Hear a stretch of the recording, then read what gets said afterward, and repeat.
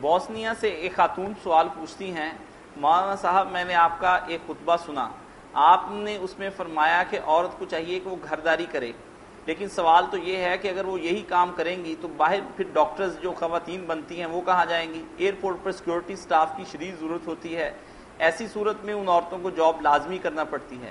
آپ مجھے ذرا اس بارے میں وضاحت کر دیں کہ کیا یہ دونوں صورتیں ممکن ہیں؟ یہی تو میری بحث معاشرے کا پریشر ہے۔ معاشرہ دین سے ہٹا ہوا، اس لیے ایسی مجبوریاں پیدا کر دیتا ہے کہ بچیاں بیچاری پھر جاب کرنے پر مجبور ہوتی ہیں، مگر جو ان کا اصل کام تھا نا کہ آنے والی نسل کو سنبھالا اور ان کو بری بنایا، وہ ختم ہو جاتا۔ بچے جو ہے نا بیچارے تباہ ہوتے رہے، ان کی تربیت ہی کوئی نہیں ہے۔ باپ تو پہلے پھنسا ہوتا کاروبار میں، ادھر یہ بھی بیچاری دوڑ رہی ہیں، ادھر جانا، پہلے تیاری صبح، پھر بسوں کے دھکے، شام کو تھکی ماندی، بچوں کی کیا خبر ہے؟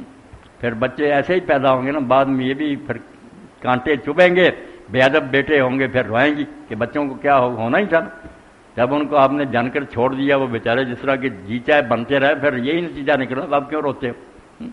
کام سنبھال لیتے۔ تو اصل محاذ جو ہے نا عورتوں کا وہ گھاڑی، یہ ہے نا، یہ فرض کفایہ میری بہن کہ ہر بستی میں یا علاقے میں کوئی نہ کوئی ڈاکٹر ہونی چاہیے، لیڈی بھی، اور اس طرح کے یہ ضرورت کے چاہے، یہ بھی ٹھیک ہے، مگر یہ سارا جہان جو نا بس نوکریوں پر ہو جائے، یہ اس زمانے نے ہمیں مجبور کر دیا۔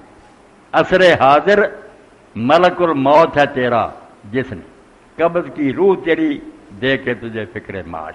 اس دور کا سب سے بڑا فتنہ کہ روٹی کی فکر پڑ گئی، سب بیچارے دوڑ پڑے، کیا کریں؟ یہ جبر ہے، ورنہ اصل یہی تھا کہ بھائی مردوں کام کرو، ہم گھر سنبھالیں گے، بچوں کی تربیت کرے گی، تمہارے لیے سارا سامان کرے گی۔ یہ کوئی تھوڑا کام نہیں تھا، نہ یہ حقیر کام ایک گٹاتا رہ کے عورتوں کام کو ادنا نہیں۔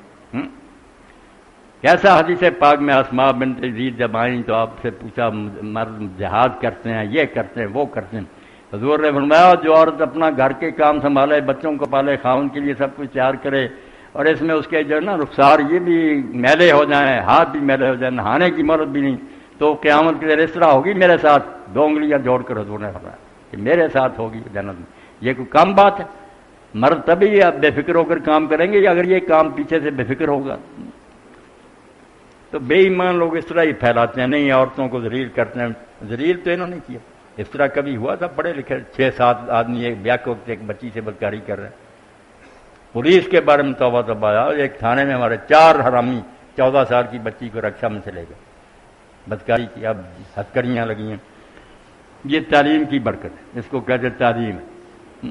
یہ علم نہیں، زہر ہے احرار کے حق میں، جس علم کا حاصل ہے جہاں میں 2 کفے جاؤں۔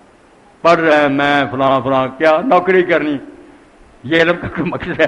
4 ٹکے کمانے ہیں، کسی نے ٹوکری اٹھا لی، ادھر جب نوکری کر لی، کوئی علم کی غرض نہیں، نہ کوئی علم ہے، نہ زندگی کا پتہ کیوں ملی ہے، کس نے دی ہے، کدھر جائیں گے، کیا کرنا ہے، کچھ نہیں۔ اکبر الہ آبادی مرحوم ولی تھے، حالانکہ اس زمانے میں بیٹا BA کیا اور جج لگے، تو یہی کیا کہیں احباب کیا کار نمایاں کر گئے۔ اگر پوچھو کہ دوست کیا کر گئے، کیا کہیں احباب کیا کار نمایاں کر گئے، BA کیا، ڈگری ملی، نوکر ہوئے، پھر مر گئے۔ بس یہی ان کا کنویں کے بیل کی طرح چکر ہے۔